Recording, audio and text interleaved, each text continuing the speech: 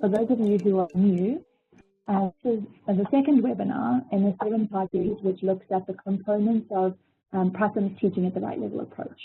So thank you very, very much for joining us. My name's Ashley and I'm a policy manager at JPAL, and I'll be moderating today's webinar. Today's webinar is going to provide a brief overview of assessment. This is an important component of many Teaching at the Right Level interventions.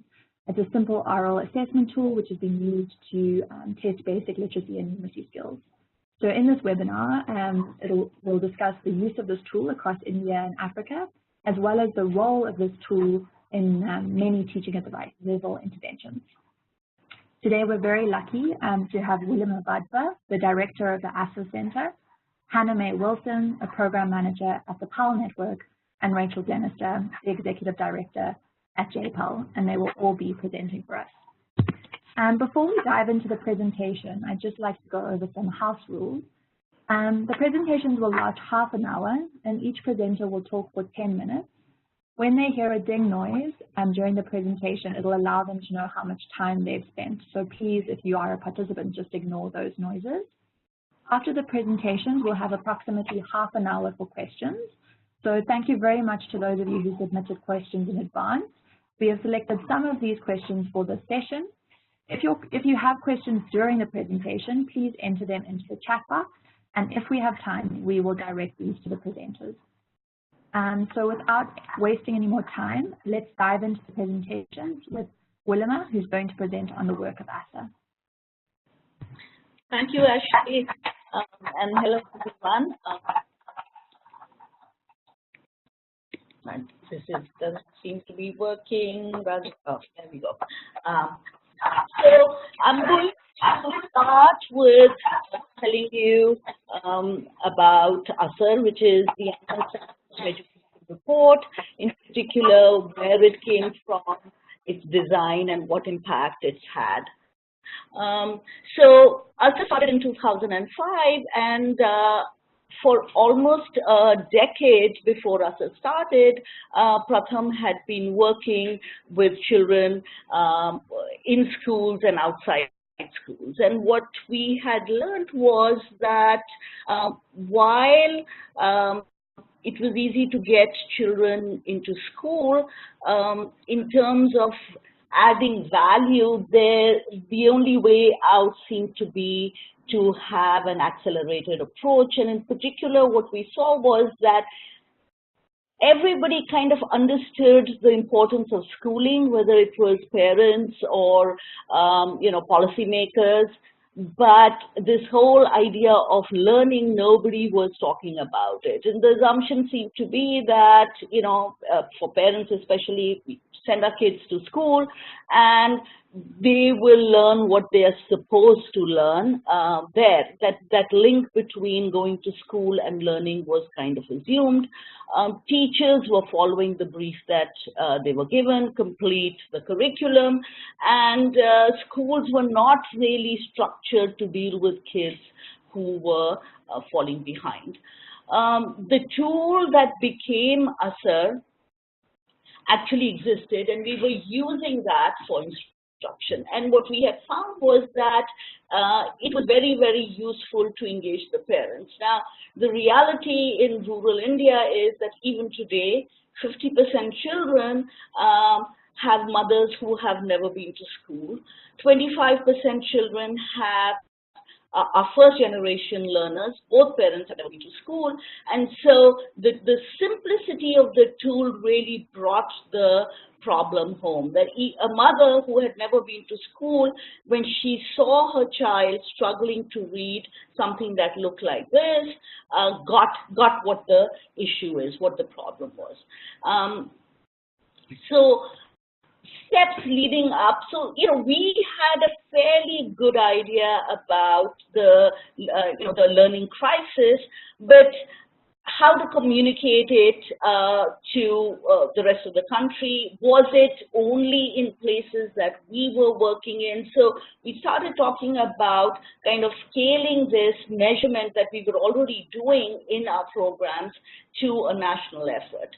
And so the tools existed. We contacted a bunch of NGOs in Uttar Pradesh, which is the most populous state in India, to participate in a workshop, to go out and actually use this tool to engage with children and see what they can read and what they can't, and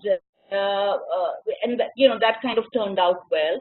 2005 was also a time that in the budget speech, the finance minister that year talked about shifting the focus from inputs, from outlays to outcomes. So it seemed like the right time to kind of ask this question that, okay, we've managed to get our kids into school. Enrollment even in 2005 was in excess of 90%. For the last 5 years, it's been close to 97%. So the next obvious question was, okay, we've got our kids into school. What is it that our kids are learning, or are they learning in school? And that's the question that we asked in 2005. And so there was a thing about, so how do you measure? So what is learning? How do we measure learning outcomes?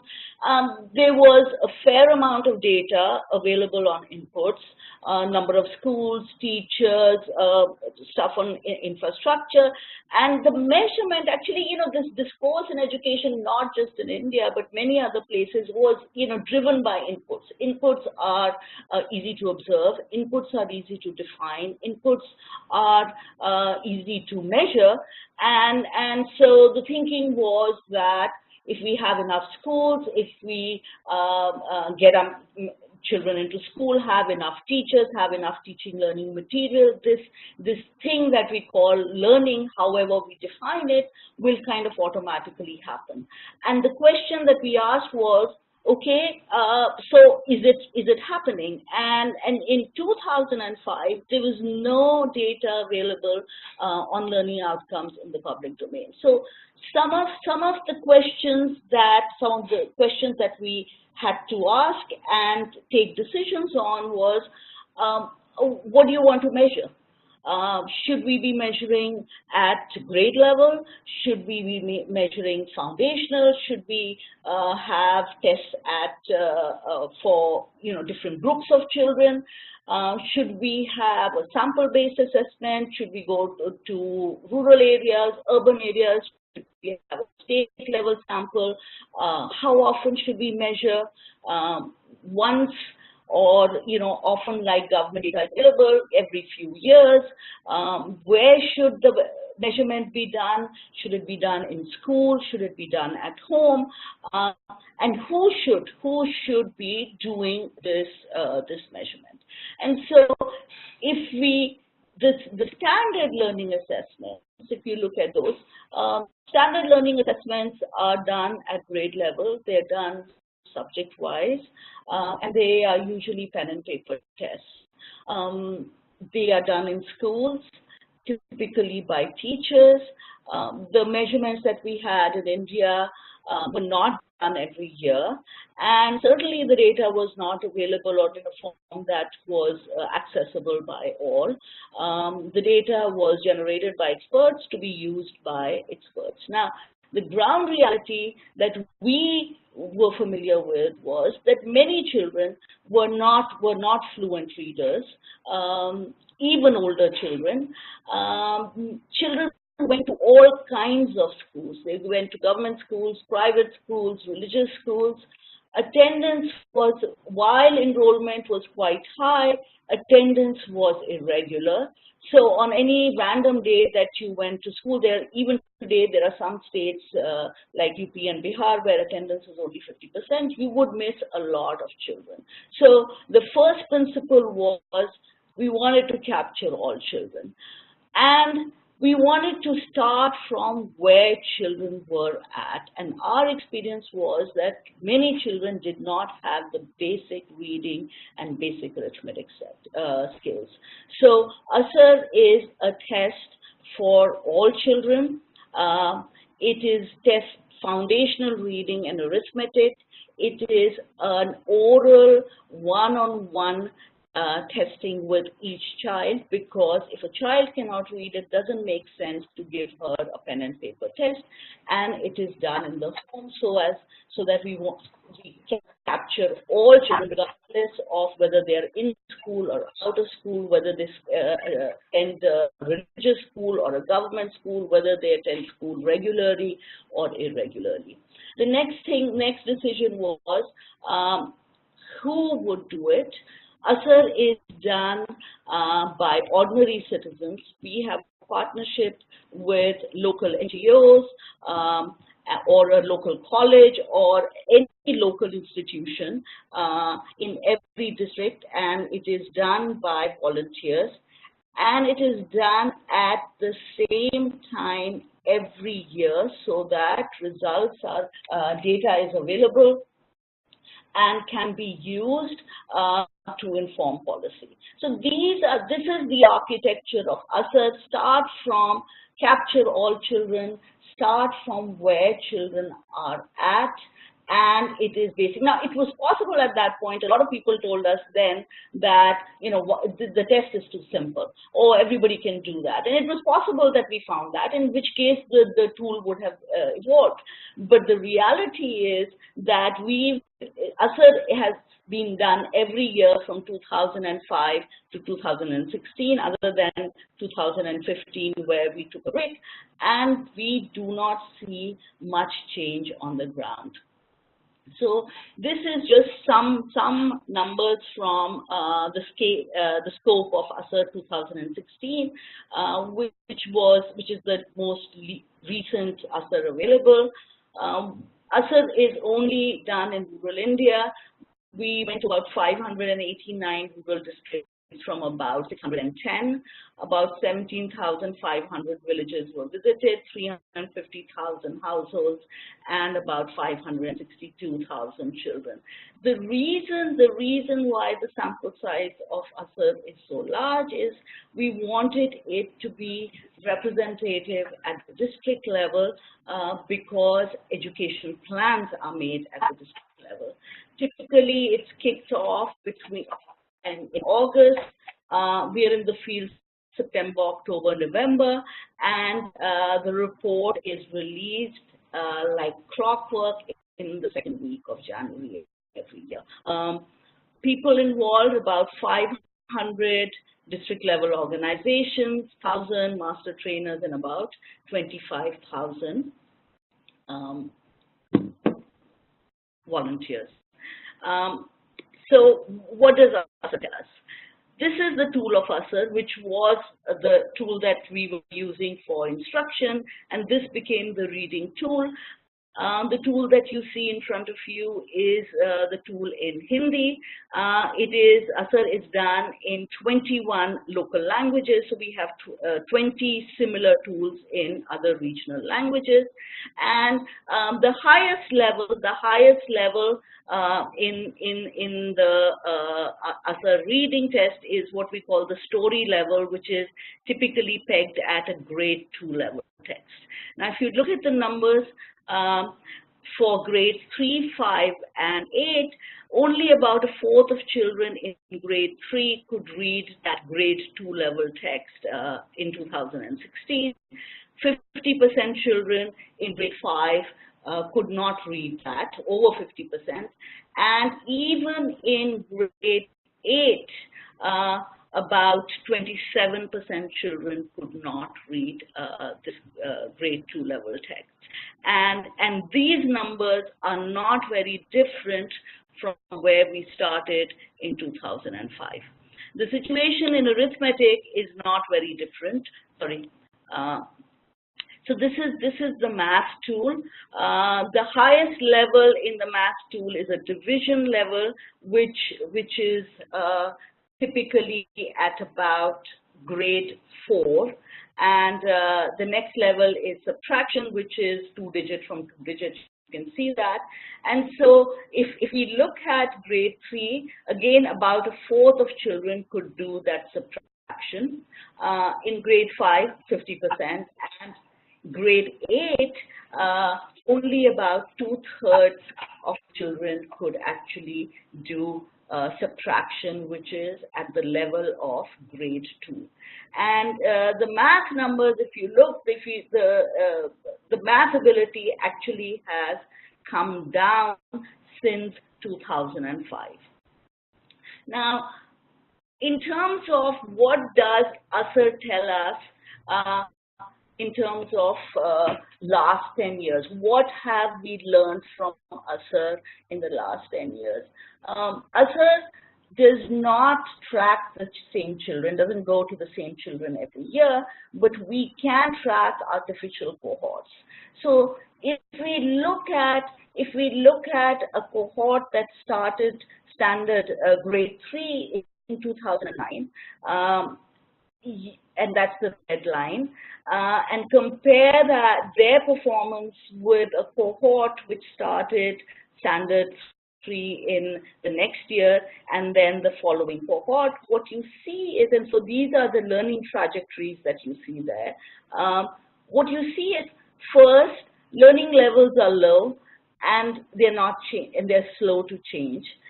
While children learn as they proceed from grade to grade, so the learning trajectories are upward sloping, they are relatively flat. So every year, there is value added, but not as much as I would expect. And finally, that key is really the scariest part of this, is that note that the learning curve for each successive cohort lies below the previous one. What that tells us is that as children are progressing through the school system, the value added for every new cohort is becoming smaller and smaller. So the system is adding less and less for every new cohort. Impact,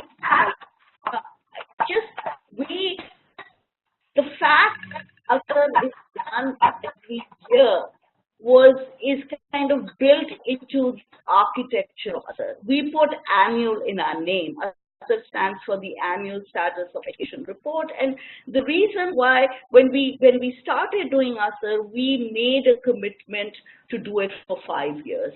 When the 4th ASER report was released, we had a consultation with policymakers, academics, other users of ASER data to talk about, what should we morph into, what should we do next, and the consensus was, oh no, you can't stop because there is no other data available on learning, and so we said, okay, we have to do it for another 5 years. And so we did ASER every year from 5 to 14. And I think being there year on year with the same numbers at the same time, I think that really helped us get the traction that we got.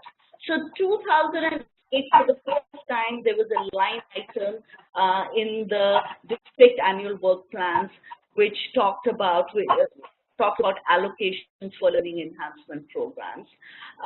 2011, ASER, the 5-year plan talked about measuring learning in schools. By 13-14, almost all would be their state level assessments, and then there have been many states have now embarked on having remedial programs in schools. The ASER results were also used to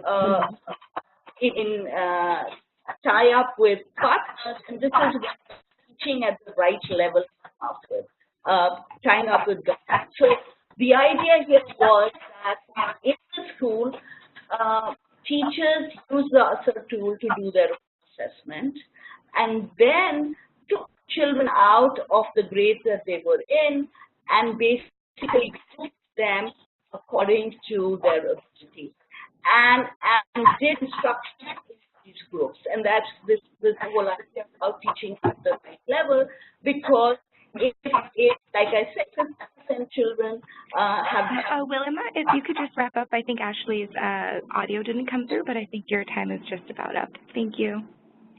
So, grouping children and assessing children on the assessor tool and grouping them has worked fairly well. And so, you know, to conclude, we need for learning assessment data for developing countries needs to be relevant and appropriate for their needs. And therefore, it has to start from where children are rather than where we expect them to be. Thanks very much, Wilma. Can everyone hear me? Hello? Yes, we can hear you. Thank you. I'm afraid my bells didn't work so well, but thank you very, very much, Wilma, for that. I think if we can move to Hannah May now, who will talk about the work of the Powell Network. Thanks so much, Ashley. Hi, everyone. My name is Hannah May, and I'll be talking a little bit about the work of the Powell Network, of which AstraZeneca is the founding member. So if we can just go to the next slide.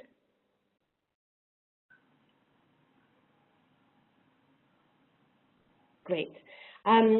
So our story sort of starts where Wilma's left off, which is the citizen-led assessment approach, as Wilma has said, was born in India now 11 years ago, and was really a result of the work that Pratham was doing to understand whether or not children were learning. And the growth of this approach globally has happened relatively organically, and it's really been spurred by the interest and the enthusiasms of citizens in Global South countries to obtain reliable estimates of learning for all children in settings to inform policy and practice.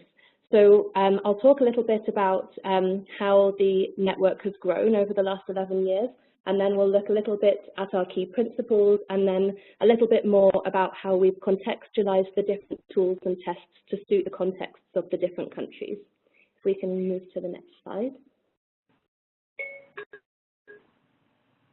So on this map, you can see that there are 14 countries highlighted, and that's how many countries are in the Powell Network currently in 2017.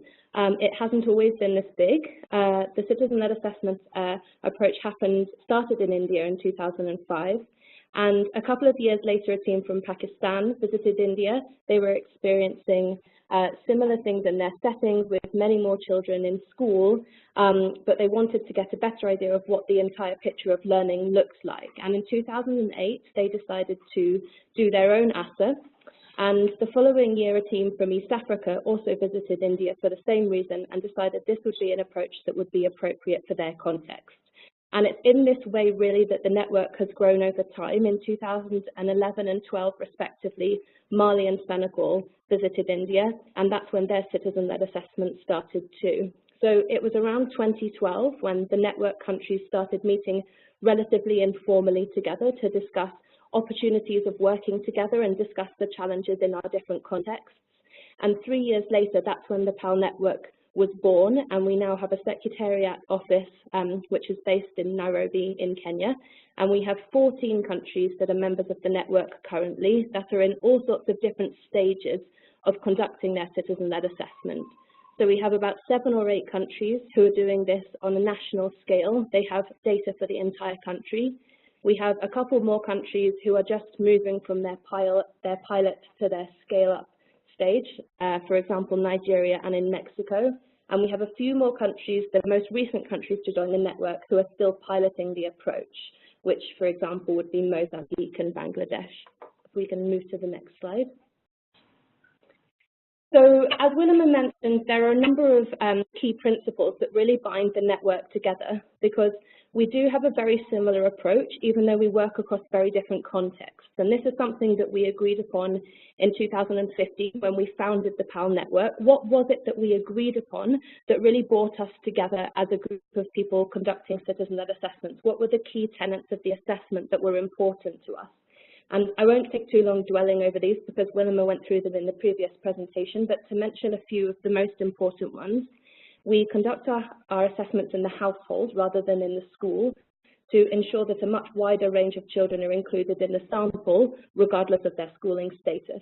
Conducting the assessment in the household also allows parents and community members to see firsthand that schooling doesn't necessarily mean that their children are learning. And when we conduct these assessments, we conduct them in very, very basic reading and mathematics tests, which are based on national curriculum. And the fact that they're based on a national curriculum in each country is very important, and we'll talk about this a little bit later in the presentation. This allows the assessments to be nationally owned and nationally relevant to inform both policy and practice.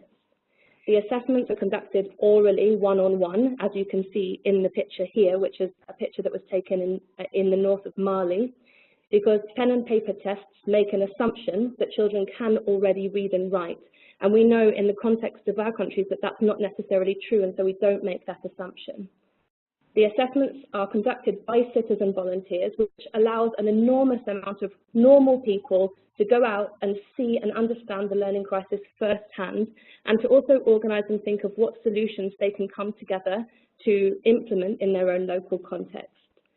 And lastly, our findings are communicated simply and visually, because we know that in many of the countries that we work in, there isn't an established practice of using very complex results to inform both policy and practice. And we want, as Willema said, our data to be very actionable and very easy to understand, not just for those at the policy level, but for ordinary citizens all over the country. So if we move to the next slide, you can see on the next slide our history in numbers very briefly. So across the network, we've been in action for 11 years in a number of countries. We are working across 3 continents. We have recruited and trained over 600,000 volunteers. We have conducted over 48 assessments. We conduct those assessments in over 30 languages, and in total, over the years that we've been conducting citizen-led assessments across the various countries, we have assessed more than 7.5 million children. So as each new country has understudied the citizen-led assessment model, they have adapted the survey tools and tests to their national contexts. And it's very important to reiterate again that citizen-led assessments never set out to be an internationally comparable metric of learning, but it set out to be nationally owned and nationally relevant and a regular snapshot of what children in that country can do. And so whilst the citizen-led assessment countries agree on a set of core principles, which I mentioned in the previous slide, the process of executing the citizen-led assessment, it happens slightly differently in each country, and that's what we'll look at for the next couple of minutes. If we move to the next slide. In Willema's presentation, she showed you a test that was in Hindi language, which is used in India, and India tests in over 20 languages. And the one that you see on the screen currently is in the Hausa language from Learn Nigeria. And the first thing that you'll notice is that although in different languages, the tests themselves and their presentation look quite similar, and they look very simple. And the tests are designed deliberately like this to enable a wide range of people to understand how the assessment works, especially for adults, parents and guardians who might not have learned how to read. The test is very easy to follow, and a parent can easily and quickly diagnose when and where a child is struggling. So this is a very important component of the citizen-led assessment model, is the apparent simplicity of the assessment on the front end, which enables lots of people to understand and get involved, is backed up by a very sophisticated back end, which actually underlies a lot of complex processes and involves a lot of different experts in the design and the execution of these assessments. So if we take test development as an example of that, every country will have their own test development framework for the creation of the tests to guide how that is done and who should be involved in the design and the creation of those tests. And then secondly, each country will have a panel of experts which is convened to develop the tests. And these panels usually include representatives from the Ministry of Education, subject specialists, curriculum experts, academics, practicing teachers, and others as well. And if we just move to the next slide. So one of the things we wanted to talk mainly about in this presentation was how the tests and tools have been adapted across the different countries to suit the local context and the local culture. And in terms of developing the tests, there are 3 really important guidelines for creating new tests for each country that starts the citizen-led assessment process. And the first is that all tests have to adhere to the national curriculum of that country. The tests are designed according to the national curricular expectations of grade 2 level. And that's because it's thought that by grade 2, children should have the foundational skills and competencies that are the building blocks for all of their future progress. And without those, it's very difficult to make progress in school and in life as well. The other important guideline for the development of the tests to sort of guide how many are created and in what language they're created is, what does the national policy say about the language of instruction? So, for example, is mother tongue instruction something which is within the language policy of the country? If there is no policy on mother tongue instruction, the tests will only be designed in the national language, for example. If the country has a mother tongue policy, there needs to be instructional materials that are developed in that language to enable those tests to be developed. So that means, in other terms, the written language must be familiar to the children that are being assessed. So if we use Kenya as an example, which is where the Secretariat is based, mother tongue language is the language of instruction up to grade 3. However, there are no instructional materials used in the classroom from which the tests can be designed. And that sort of is going into a little bit of detail about the decisions that are made about what languages will be tested in the literacy assessment. And the third most important thing in the creation of new tests is really relevance to the context. So in the higher levels of the grade 2 tests, we have very short paragraphs and short stories that are developed, and they must be familiar to the child. You can't, for example, translate and adapt a short story that's used in India to use in Mali, because you lose the meaning and context in translation. So to sum up this slide, the tests must be developed independently of each other and verified to ensure that they meet the national curriculum expectations and they haven't been directly translated from another country. And if we just go to the next slide. Hannah Mae, you have about 1 minute left. Okay, great, thanks. So the next slide will just show a sample of some of the countries within the network, and this shows how many children in grade 5 are able to read the grade 2 test in literacy and the grade 2 test in numeracy. So when the citizen-led assessment first started, the information on poor learning levels was enough to start a national debate and a conversation, putting pressure on governments to discuss and revisit policy, curriculum expectations, and classroom practices. However, as time's gone by and more countries have started conducting the citizen-led assessments, the fact that children are in school and not learning is no longer new information. So at the point we are in the network now is we are asking the question, so what's next? So if we go to the final slide. So the aim of citizen-led assessment has always been to bring learning to the centre of not just policy, but practice as well. Using the assessment data to inform action or intervention programs across the network has happened in different ways, at different levels, and at different points in the process. Yet, our name is People's Action for Learning, so the assessment is just one action in a long line of different actions and activities that will ultimately lead to improved learning outcomes for all children, and this is something that the majority of the countries within the Powell Network are now experimenting with, is actually what's next after the assessment question. As Willem has stressed, it's really important that this data is relevant and appropriate, not just for providing monitoring information, but it's actionable. And so teaching at the right level is just one such action which has evolved directly from the assessment and uses the assessment regularly to monitor learning progress for children that haven't acquired those basic skills. And if we just move to the final slide, I've projected some things in this presentation, including the tests and the results from citizen-led assessments that are all available on the Powell Network website. If you go to powellnetwork.org, then all of our tests and survey materials, as well as some of the results, are all open access for people to interact with and download. And my email address is also there should anyone need any further information. Thank you. Thanks very much, Hannah Mae. I think we can move to Rachel's presentation now. Great. Thanks, everyone. I just want to talk briefly about what some of the research is saying about the value of assessments and how they can and cannot contribute to learning, addressing the problems we've been hearing about the learning crisis. And I think briefly to sum up, poor assessments have been part of the problem that may have been causing some of the learning crisis. Assessments on their own aren't sufficient to solve this, but used appropriately with other measures, they can be part of the solution. So, as they say, a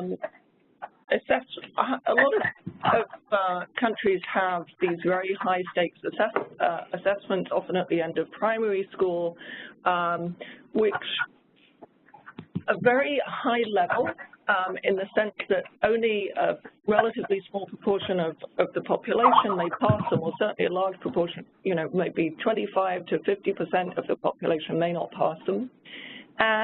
But then schools and teachers are evaluated by how many of their kids they can get through these assessments. So, you know, in West Africa, there's these high-stakes end of school leaving exams. Similarly in Kenya and Uganda. I know Africa better than India, but there's a similar approach in India that, you know, people see education as about getting people through these kind of high stakes exams.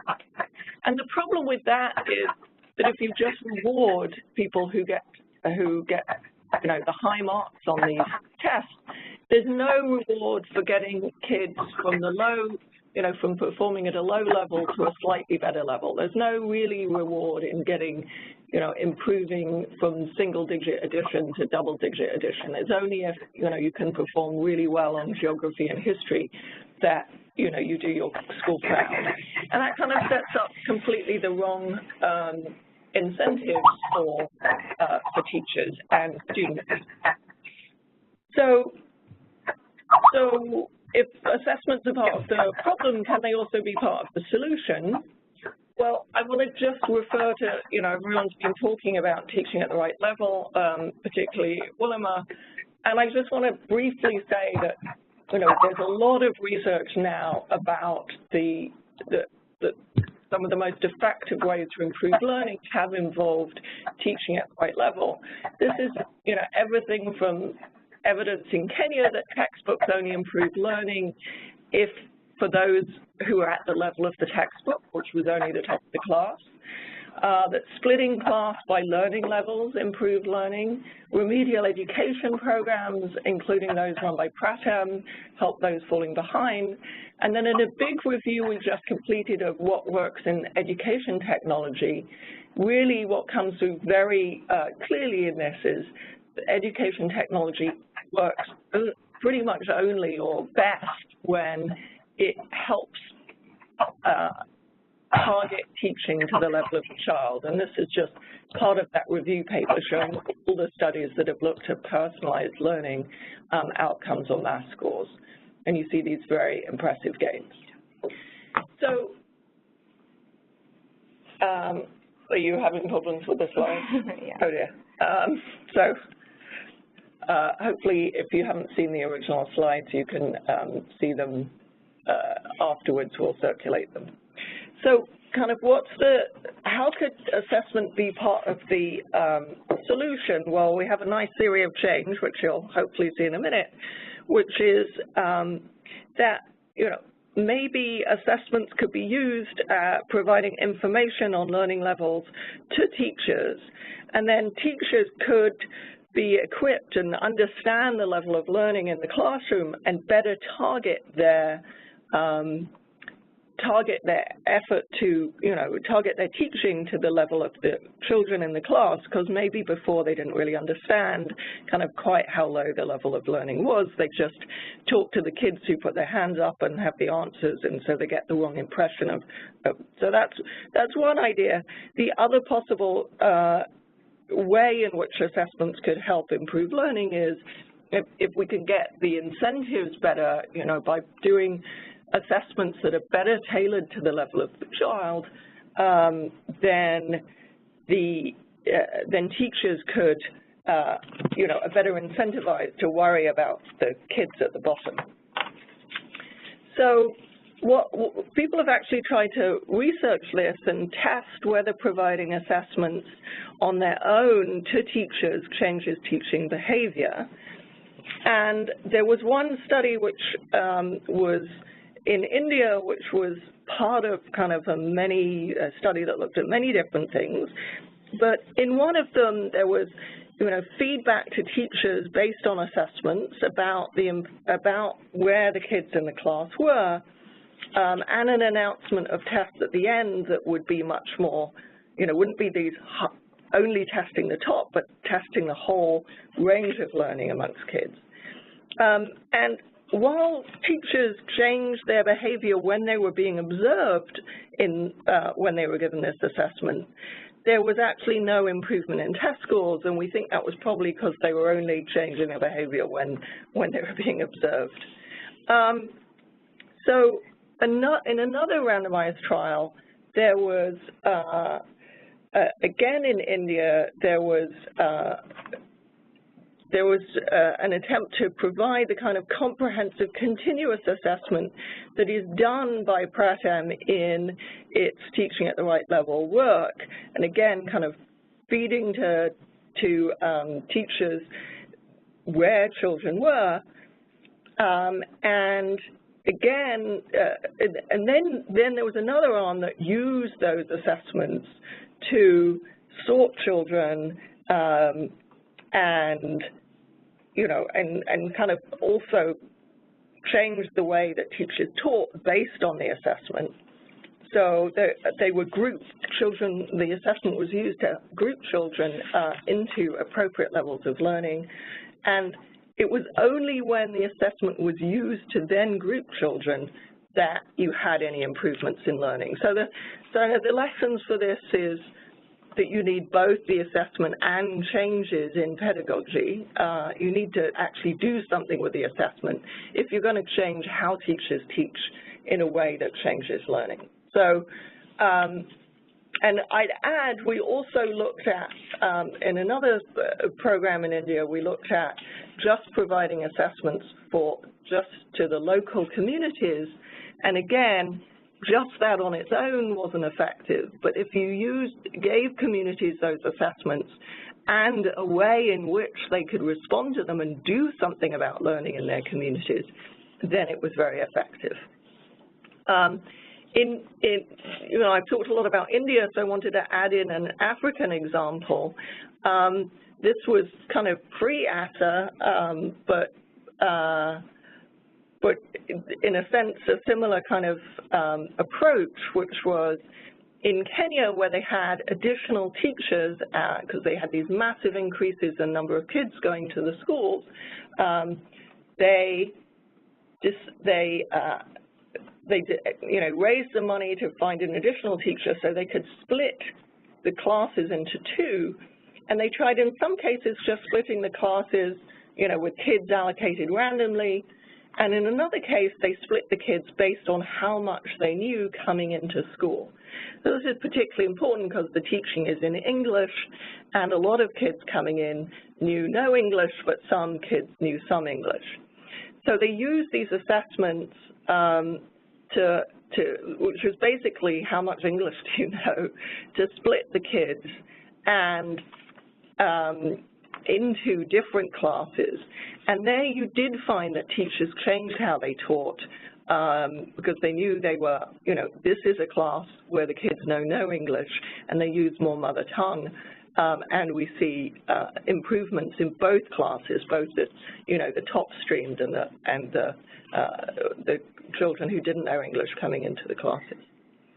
So, and then our final example of where assessments can be used to change learning is, you know, the Pratham teaching at the right level example, where you use the quick ASA assessment to regroup children into levels, and then you assess again. I think this is really important.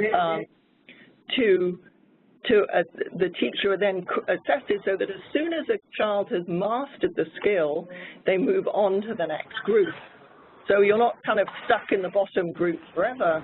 If you improve, you move up to the next group. And we've been looking at this, using this approach that Pratham has used in India so successfully in other countries, and I'd encourage all the Powell Network to think about this. So what are the insights?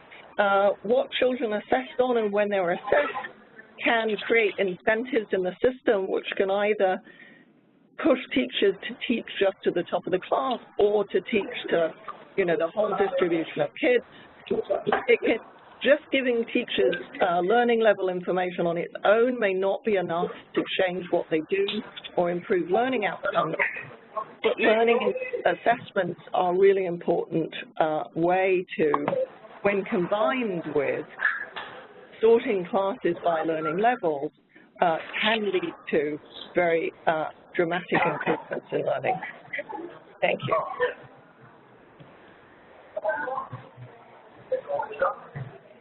Anyone here? Okay, so thank you very much to all of our presenters. I think there's some connection issues with WebEx, so our apologies for the technical difficulties. But as Rachel mentioned, we'll definitely send out the recording as well as the presentation slides, so you can refer to that after. Just a quick reminder, if you're not on mute, to please go ahead and do that so everyone can hear. For the last 15 or so minutes, we'll go ahead and answer some of the questions that were submitted by everyone who registered. And so the first question is for Willima. This person would like to know, how does the USER reading tool compare with other assessment tools, such as EGREP, and what are the benefits of using one versus the other?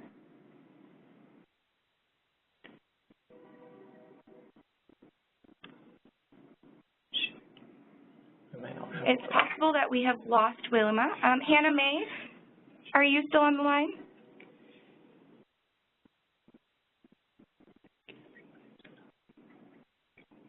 Okay. So it sounds like we may unfortunately have lost connection with both Hannah May and Willima. We do have a couple of questions for Rachel, which we can address at least. So how do you address the issues of large class sizes, lack of resources, and underqualified teachers when you plan for assessment-driven action? So under-resourced schools is obviously a major issue in many developing countries. It's actually, there's been a lot of testing as to whether simply providing additional resources in terms of more textbooks, more teachers, which gets to your second question about large class sizes. Simply reducing class size, simply providing more inputs on its own has been tested a number of times and has not improved learning at all. Now, I don't want to say inputs aren't useful at all, because many of the programs that change the way we teach involved using input. So if you look at what Pratham does, part of what they do is provide appropriate level reading material in order to be able to get people to focus on reading. Instead of these dense textbooks with lots of complicated words, they provide these simple books so people can, practice reading simple sentences. Although they also use very low touch. I've seen people using pieces of paper, cutting them up and writing letters on them, and then the kids arrange them. So it's actually, I think, yes, there are low resources, but I don't think that's the main problem. Again, class sizes, the issue isn't so much the size of the class, because if you just reduce the class size and do nothing else, then that doesn't improve learning. But some of the tools for teaching at the right level involve kind of splitting them up into small groups to work, and that may need additional help. It's actually amazing how much you can do with very poorly trained teachers. We tested the Pratham model in Uttar Pradesh with volunteers who were trained for a couple of weeks, and they improved learning more in 3 months than the schools had in an entire year. So I think this becomes more of a problem as we go up to higher grades within schools, because then if you haven't mastered the material, it's very hard to teach it, and there's some very good data coming out of the World Bank showing that, you know, a lot of teachers don't know the material they're meant to be teaching. But if we're focused at this early grade reading, early grade math, basic skills, you actually don't need very well-trained teachers in order to you know, get those basics across. What you need is to change the way we teach and to focus on basic skills. Perfect. Thank you, Rachel. So we have one additional question for you, and then I think we can kind of wrap up. So this question is about kind of informing parents and communities about the learning levels of their children or other children kind of in that community. And what is your sense, or what does the evidence tell us about the effectiveness of doing that in terms of kind of leading to action or change? Yeah, I think there's not a huge amount of evidence on this. What there is not very encouraging. We were involved in a study in India where you know, Pratham was doing these asset tests and then providing them to the community. And I think part of the issue that you have to think about here is the community is only one level of pressure. And a lot of the people in these communities have very little power.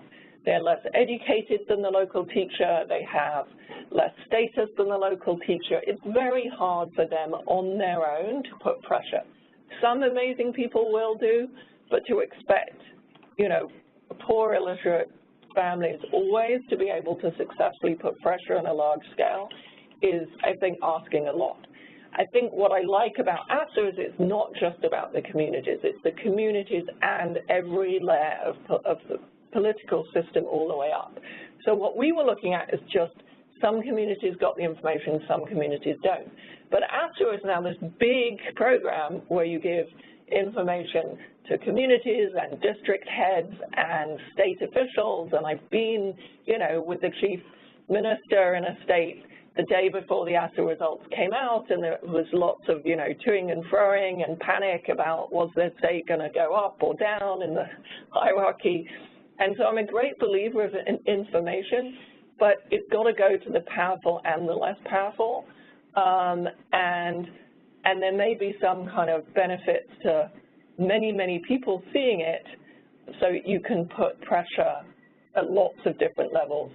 Only expecting communities on their own to change the world is kind of maybe asking